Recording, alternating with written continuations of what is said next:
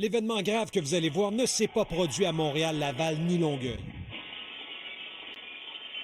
mais bien dans la petite municipalité de Saint-Lin-Laurentide, loin des grands centres, secouée ces jours-ci par des incendies criminels. Oui, on est inquiets pour nos citoyens, puis leur sécurité, c'est notre priorité. La mairesse de la localité de 24 000 habitants est ébranlée. Le propriétaire de Barbas Resto Bar l'est davantage parce que c'est la deuxième fois en 1 an et demi qu'on s'en prend à son commerce, qui est une perte totale. Il a d'ailleurs lancé au cours des dernières heures un appel à la population pour retracer cet individu filmé le 30 décembre dernier avec son bidon d'essence. Il va répandre le carburant, mais une fois dans les cuisines, les choses se gâtent. Le suspect ne s'est pas rendu compte que la cuisinière au gaz garde en permanence une petite flamme et il y a explosion. Le suspect est partiellement en feu. Il prend ses jambes à son cou, mais avant de partir, le jeune voyou prend une photo pour prouver à ses commanditaires qu'il a réussi sa mission. À cause de lui, une vingtaine d'employés ont perdu leur emploi. J'ai dit à mon mari, appelle la police vite, appelle les pompiers, il y a le feu.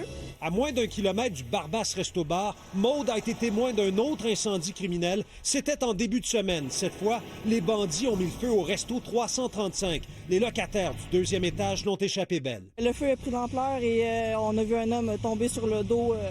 Heureusement, il n'était pas blessé. J'ai entendu un des 4 hommes, les locataires qui étaient en haut, dire qu'il avait vu 3 individus se sauver en courant. L'inquiétude plane à Saint-Lin-Laurentide. Notons qu'un autre restaurateur a aussi été ciblé l'an dernier par des incendiaires. Nous avons été touchés aussi le 1er mai 2025.